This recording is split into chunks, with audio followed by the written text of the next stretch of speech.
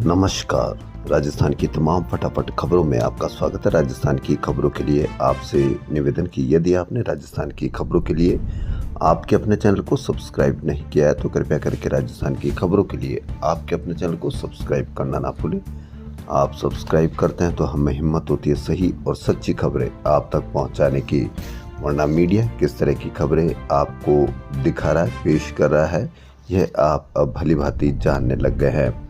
तो क्या है आज की बड़ी खबर? जी हाँ, आपके बच्चों की बेरोजगारी के बारे में ये खबर। जयपुरिया अस्पताल जयपुर में प्लेसमेंट एजेंसी के माध्यम से लगे 53 नर्सिंग कर्मी का टेंडर रिन्यू करने की मांग की गई है। मामले को लेकर राजस्थान नर्सिंग यूनियन की ओर से चिकित्सा मंत्री गजेंद्र सिंह खीवसर को पत्र लिखा है। साथ ही प्रतिपक्ष नेता टीकाराम जूली और विधायक रविंद्र सिंह भाटी ने भी चिकित्सा मंत्री गजेंद्र सिंह खीवसर और प्रमुख शासन सचिव को पत्र लिखकर जयपुरी अस्पताल में कार्यरत निविदा नर्सिंग कर्मियों की सेवा निरंतर जारी रखने की मांग की गई है। यूनियन के प्रदेश अध्यक्ष प्रदीप चौधरी ने बताया कि प्रिंसिपल और अस्पताल प्रशासन चिकित्सा मंत्री को बदनाम करने का काम कर रहे हैं। अगर टेंडर रिन्यू नहीं किया गया तो निविदा नर्सिंग ऑफिसर का अनिश्चितकालीन धरना होगा और कोर्ट में याचिका दायर कराई जाएगी। पहलगाम आतंकी हमले को लेकर प्रधानमंत्री नरेंद्र मोदी ने मंगलवार को बड़ा फैसला लिया। पीएम आवास पर तीनों सेना प्रमुखों के साथ करीब 1.5 घंटे तक चली उच्च स्तरीय बैठक में मोदी ने सेना को खुली छूट दे दी है। उन्होंने कहा कि जवाबी कार्रवाई का तरीका, जगह और समय तय करने का अधिकार आपको दिया जा चुका है। सेना ऑपरेशन कर फैसला लेने के लिए स्वतंत्र है। उन्होंने कहा कि आतंकवाद को करारा जवाब देना हमारा दृढ़ राष्ट्रीय संकल्प है। इस बैठक में रक्षा मंत्री राजनाथ सिंह और सीडीएस अनिल चौहान भी थे। राजस्थान में डमी कैंडिडेट बनकर 2 बार एसआई और 1 बार पटवारी की परीक्षा देने वाला एसडीएम हनुमाना राम परीक्षा केंद्र पर पकड़ा क्यों नहीं गया? एसडीएम हनुमाना की गिरफ्तारी के समय ये सवाल सबके मन में आया था। इसी सवाल का जवाब तलाशने के लिए जब मालूम किया गया तो तीनों अभ्यर्थियों का डमी बना था हनुमाना राम। पास कर लाया तीनों असली नकली चेहरे। जी हाँ, बड़ी खबर भास्कर की। सरिस्का में बागिन ST30 ने 3 शावकों को जन्म दिया है। शावकों की उम्र 2 महीने है।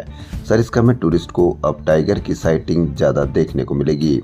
बाघ पुनर्स्थापन की प्रक्रिया के तहत बागिन ST30 को 2023 में रणथंभौर से सरिस्का लाया गया था। राजस्थान धरोहर प्राधिकरण के अध्यक्ष सहित विशेषज्ञों की कमेटी ने पिछले दिनों राजस्थान विश्वविद्यालय के अतिथि गृह में हुई बैठक में कृष्ण गमन पथ के राजस्थान रूट पर चर्चा की गई। मथुरा से उज्जैन तक धार्मिक यात्रा के इस नए मार्ग में राजस्थान के 8 मंदिर शामिल किए गए हैं। इनमें भरतपुर के श्री बिहारी जी मंदिर, बयाना के झील का बाड़ा का केला देवी, कैमरी का जगन्नाथ मंदिर, करौली का मदन मोहन जी मंदिर, रणथंभौर के त्रिनेत्र गणेश जी मंदिर, बूंदी का केशवराय जी महाराज मंदिर, कोटा के मथुराधीश और झालरापाटन के द्वारकाधीश मंदिर शामिल हैं। यानी कृष्ण गमन पथ के राजस्थान रूट में 8 मंदिर शामिल किए गए हैं। प्रतिदिन आप स्पीड या नशे में चलाते हुए गाड़ियों के ड्राइवरों के नमूने देखते हैं या उनसे होने वाले हादसे आप देखते हैं। इसी क्रम में यदि आप रोकेंगे नहीं, यदि आप संभलेंगे नहीं तो रोज प्रतिदिन किसी न किसी हादसे का या इसको ना कहकर इसको हत्या का रूप कहा जाए तो ज्यादा उचित होगा। सिस्किम स्थित जयपुर में एक क्लब से निकली युवती ने सांगानेर गेट के सामने नाकाबंदी तोड़ते हुए रॉन्ग साइड जाकर बाइक सवार पिता पुत्री को टक्कर मार दी। हादसे में यानी हत्या में पिता और पड़ोसी की बच्ची घायल हो गए, जबकि 13 वर्षीय पुत्री की इलाज के दौरान मौत हो गई। महिला आर्किटेक्ट ने नशे में बाइक को मारी टक्कर, बेटी की मौत, पिता और पड़ोसी की बच्ची हुई घायल। जहां सोमवार रात 12:30 बजे सांगानेर गेट पर रॉन्ग साइड में मारी टक्कर। शादी समारोह से लौट रहे थे, पिता बेटी व बच्ची बाइक पर थे।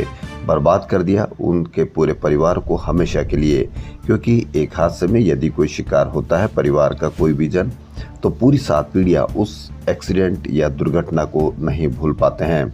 हमारे यहाँ तो क्या है कि आज एक टक्कर हो गई, कल नई दूसरी टक्कर हो जाएगी, हम इसको भूल जाएंगे, जबकि उस परिवार पर क्या बीतेगी यह आप भली भांति समझ सकते हैं। जितनी जल्दी इसको केस को चलाया जाएगा उतनी जल्दी आम आदमी को राहत मिलेगी, लेकिन पूरा भारत देश बड़ा देश, कोई न कोई रोज कोई न कोई खबर हमारा ध्यान हम जल्दी भूल जाते हैं, दूसरी जगह हम लग जाते हैं। तो इस तरह से हादसे होते हैं। इसलिए सभी से निवेदन कि ऐसे हादसे हो तो जरूर उनके खिलाफ विरोध प्रदर्शन भी करने का प्रयास किया कीजिए। आज अक्षय तृतीया है। जी हां, अक्षय तृतीया पर खरीदा गया सोना निवेशकों के लिए साल दर साल फलदायी रहा है। 7 साल पहले अक्षय तृतीया पर खरीदे गए सोने की कीमत अब तक 3 गुना तो 5 साल पहले की तुलना में 2 गुना बढ़ चुकी है। वर्ष 2018 में 17 अप्रैल को अक्षय तृतीया पर जयपुर में शुद्ध सोने के दाम 32,550 रुपए और 5 साल पहले 24 अप्रैल 2020 को 46,000 रुपए 700 ग्राम प्रति 10 ग्राम थे, जो अब 98,600 रुपए हो गए हैं। कुल मिला के यदि आपके पास थोड़ा सा भी पैसा होता है तो आप सोने में निवेश अवश्य कीजिए। हालांकि आप एक बार अपने वेतन को भी देख लीजिए, और वेतन यदि कम मिल रहा है या अधिक नहीं बढ़ पाया है तो कहीं पर भी आप मीडिया पर इसकी कोई चर्चा भी नहीं देखेंगे, क्योंकि यह आपसे जुड़ी हुई खबरें हैं। राजधानी जयपुर में 24 घंटे में अधिकतम तापमान 3 डिग्री लुढ़ककर 39 डिग्री सेल्सियस पर आ गया। इससे मंगलवार को लू से राहत रही, लेकिन तेज धूप का असर रहा। न्यूनतम तापमान में 0.8 डिग्री की बढ़ोतरी हुई है। मौसम विभाग के अनुसार बुधवार को गर्मी रहेगी, लेकिन 1 मई से पश्चिमी विक्षोभ का नया सिस्टम मौसम का मिजाज बदलेगा और पारे में गिरावट के आसार है। 1 मई से back to back 2 western disturbance active होने से मौसम में परिवर्तन आएगा। इस सिस्टम का असर जयपुर में भी आंधी बारिश की संभावना है। वहीं जयपुर गुलाबी नगरी मंगलवार को एक बार फिर राजनीतिक और बॉलीवुड सितारों से जगमग रहा। मौका था मध्य प्रदेश विधानसभा अध्यक्ष नरेंद्र सिंह तोमर के बेटे प्रबल सिंह तोमर के शादी समारोह का। सिविल लाइंस स्थित जयमहल पैलेस में प्रबल सिंह भरतपुर की बेटी अरुंधति सिंह राजावत के साथ विवाह बंधन में बंधे। बता दें कि 4 मई को ग्वालियर में भी नवविवाहित जोड़े का आशीर्वाद समारोह होगा। यहाँ सीएम मोहन यादव मध्य प्रदेश के, राजस्थान के सीएम भजनलाल शर्मा, ओम माथुर, रमन सिंह, वासुदेव देवनानी, शिवराज सिंह चौहान, राज्यपाल बागड़े, छत्तीसगढ़ के मुख्यमंत्री विष्णुदेव, कैलाश विजयवर्गीय, पुष्कर धामी, शिव प्रकाश सहित कई राजनीतिक हस्तियां मौजूद रही। राजस्थान की 55 नगर पालिकाओं का कार्यकाल पूरा होने के बाद भी उनके चुनाव नहीं कराने और उनमें प्रशासक नियुक्त नहीं करने पर हाईकोर्ट ने मुख्य सचिव, स्वायत्त सचिव, निदेशक व राज्य निर्वाचन आयोग से 4 सप्ताह में जवाब मांगा है। राजस्थान हाईकोर्ट ने पीसीपीएनडीटी के तहत 6 महीने के अल्ट्रासाउंड ट्रेनिंग कोर्स में प्रवेश के लिए प्रदेश के बाहर से एमबीबीएस करने वाले चिकित्सकों के साथ भेदभाव करने पर चिकित्सा शिक्षा सचिव और नीट पीजी काउंसलिंग बोर्ड के चेयरमैन से जवाब देने के लिए कहा है। जस्टिस समीर जैन ने यह निर्देश डॉक्टर सुप्रिया कुमार गुप्ता की याचिका पर दिया। प्रदेश के बाहर से एमबीबीएस करने वालों से भेदभाव क्यों, यह राजस्थान हाईकोर्ट ने कहा है।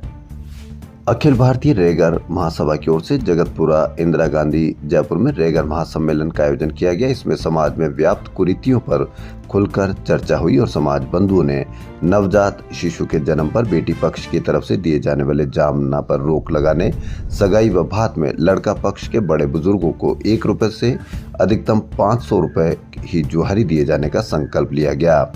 रेगर समाज ने मृत्यु भोज पूर्णतः बंद किया गया है।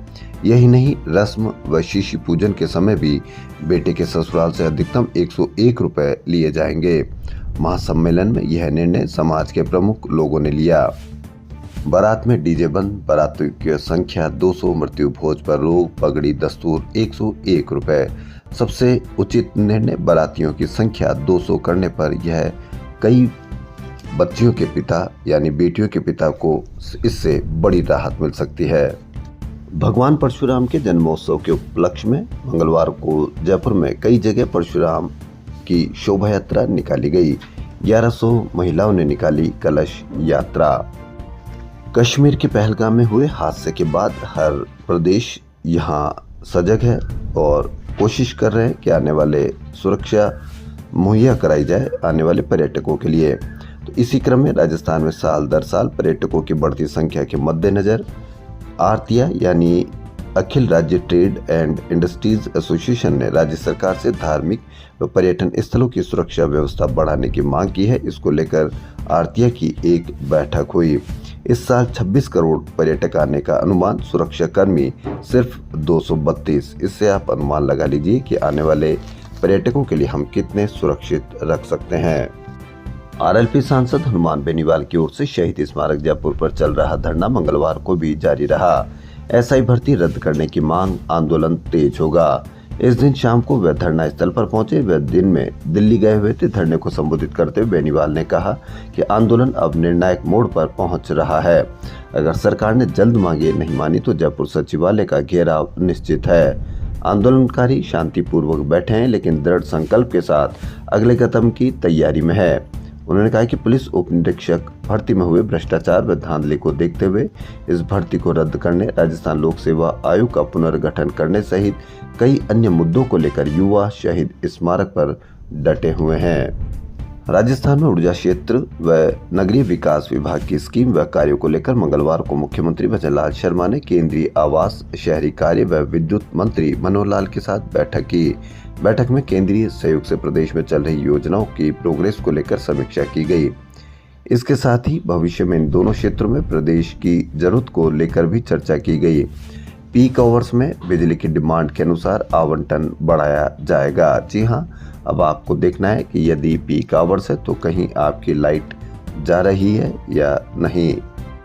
राजस्थान शिक्षक संघ सियाराम के पदाधिकारियों ने शिक्षकों की प्रमुख मांगों को लेकर प्रदेश महामंत्री नवीन कुमार शर्मा की अगुवाई में शिक्षा निदेशक आशीष मोदी से वार्ता की। संगठन के प्रदेश प्रवक्ता मुकेश कुमार मीना ने बताया कि इस दौरान ग्रीष्म अवकाश में विभिन्न प्रकार की ड्यूटी करने के एवज में उपार्जित अवकाश व क्षतिपूर्ति अवकाश का लाभ देने, 2015-16 में पदोन्नत हुए प्रधानाचार्यों की वेतन विसंगति दूर करने, उच्चतम न्यायालय में सरकार की ओर से हलफनामा देकर तृतीय वेतन श्रृंखला शिक्षकों की पदोन्नति करने सहित शिक्षकों की कई मांगों को लेकर वार्ता की गई। अलवर के खेरथल तिजारा जिला परिषद के अतिरिक्त मुख्य कार्यकारी अधिकारी संजय यादव को चप्पल मारने के मामले में पंचायती राज विभाग के उपायुक्त इंद्रजीत सिंह ने कोट कासिम प्रधान विनोद कुमार सांगवान को निलंबित कर दिया है। भास्कर की ये बड़ी खबर, खेतों में चने व जौ की फसल, किसी खेत में कुछ उगाया ही नहीं, यह खुद सरकार की ऑनलाइन गिरदावरी रिपोर्ट बता रही है। इस रिपोर्ट को छुपाकर पटवारियों ने मिलीभगत कर अपने हाथों से नई गिरदावरी रिपोर्ट बना दी। यही नहीं, इन गिरदावरी रिपोर्ट में फसल गेहूं की बता दी।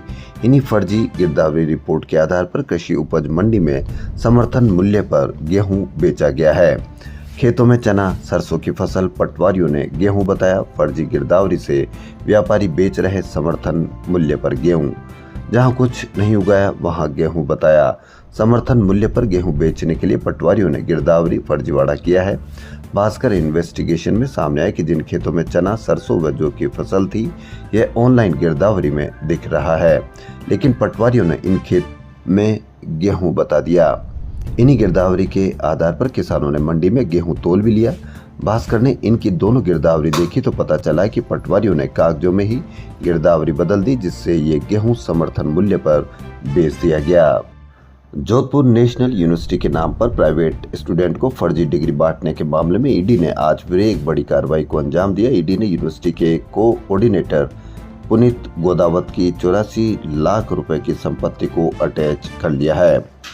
राजस्थान शिक्षा विभाग की साइट हैक हो गई। जी हां, पाक हैकर्स ने शिक्षा विभाग की साइट हैक की। लिखा, अगला हमला टेक्नोलॉजी से। राजस्थान शिक्षा विभाग की साइट हैक हो गई। शिक्षा विभाग की साइट को ओपन करने पर पाकिस्तान साइबर फोर्स लिखा आ रहा है। साथ ही पहलगाम आतंकी हमले से जुड़ा एक पोस्टर भी डाला गया है। शिक्षा मंत्री मदन दिलावर ने इस पर संज्ञान लेते हुए साइबर टीम को एक्टिव किया है। फिलहाल साइट को रिकवर करने का काम किया जा रहा है। राजस्थान के शिक्षा मंत्री ने तुरंत संज्ञान लेते हुए शिक्षा विभाग के IT विंग को एक्टिव किया है। फिलहाल वेबसाइट को अस्थायी रूप से बंद कर दिया गया है। रिकवरी का काम तेजी से किया जा रहा है।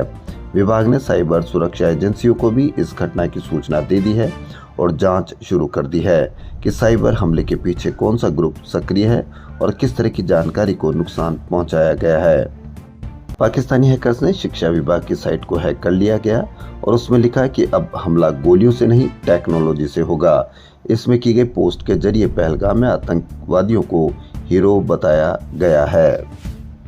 वर्धमान महावीर खुला विश्वविद्यालय कोटा की ओर से सत्र 2025-26 में 2 वर्षीय B.Ed में प्रवेश परीक्षा में आवेदन की तिथि तीसरी बार बढ़ाई गई है। अभ्यर्थी अब 1 मई तक ऑनलाइन आवेदन कर सकेंगे। पहले अंतिम तिथि 25 अप्रैल थी, जिसे बढ़ाकर अब 1 मई किया गया है। आरजीएचएस में इलाज के नाम पर गड़बड़ी कर हजारों लाखों रुपए की हेराफेरी करने वाले डॉक्टर को सस्पेंड किया जा रहा है। भास्कर द्वारा किए गए खुलासे के बाद एसएमएस अस्पताल के डॉक्टर मनोज कुमार जैन को सस्पेंड किया गया है। डॉक्टर मनोज ने पेशेंट तो निजी क्लिनिक पर देखे, लेकिन पर्चियों पर एसएमएस की मोहर लगा दी। इसके बाद जिस मेडिकल स्टोर से दवाइयां ली, वहां पर भी निजी क्लिनिक का नाम छिपाकर एसएमएस की पर्ची को दर्शा दिया गया। इसमें मेडिकल स्टोर संचालक द्वारा हेराफेरी की गई। उसने डॉक्टर मनोज के निजी क्लिनिक का नाम छिपाकर उसे एसएमएस की पर्ची के साथ एडिट कर दिया। जब बिल आरजीएचएस में लगाए गए तो एआई के जरिए इस बात की पुष्टि हो गई कि ये 2 पर्चियां हैं और एडिट की गई है। इसके बाद की गई जांच में जानबूझकर हेराफेरी करने और गड़बड़ी करने का दोषी मानते हुए डॉक्टर मनोज जैन को सस्पेंड कर दिया गया। अगले आदेश तक वह स्वास्थ्य भवन में हाजिरी देंगे। मालूम हो कि इससे पहले अनूपगढ़ श्री गंगानगर में काम करने वाले डॉक्टर केसर सिंह कामरा को भी निलंबित किया जा चुका है। एसएमएस के डॉक्टर मनोज जैन सस्पेंड, फर्जी बिल से उठाया भुगतान, एआई ने पकड़ा। जम्मू कश्मीर के पहलगाम में हुए आतंकी हमले के बाद भारत सरकार ने अलग अलग श्रेणी के वीजा से भारत आए सभी पाक नागरिकों को देश छोड़ने का आदेश दिए थे। साथ ही सभी राज्यों को भी आदेश दिए कि अपने अपने राज्य से जांच करके सभी रवाना करें। इसी बीच राजस्थान प्रवास पर आए 841 पाकिस्तानी अल्पसंख्यक नागरिकों ने लॉन्ग टर्म वीजा के लिए अप्लाई कर दिया। ये लोग वापस पाकिस्तान नहीं जाना चाहते। गौरतलब है कि आतंकी हमले के बाद पिछले सप्ताह में राजस्थान में शॉर्ट टर्म वीजा पर आए 109 पाक नागरिकों को पाकिस्तान भेज दिया गया। तेज गर्मी में भी एडिज इजिप्टाई मच्छर न केवल सक्रिय बल्कि जानलेवा साबित हो रहे हैं। जयपुर समेत पूरे प्रदेश में इस साल अब तक डेंगू का आंकड़ा 300 पार हो गया। हाल ही में एसएमएस में भर्ती पर बस्तर निवासी 60 वर्षीय एक महिला की जान भी डेंगू ने ले ली है। हालांकि चिकित्सा विभाग द्वारा जारी आंकड़े में डेंगू से एक भी मौत दर्ज नहीं है। विभाग के अधिकारी यह कहकर पल्ला झाड़ रहे कि मौत का कारण पता करने के लिए कमेटी बनाई जाती है। उनके द्वारा कंफर्म होने पर आंकड़ों में शामिल किया जाता है।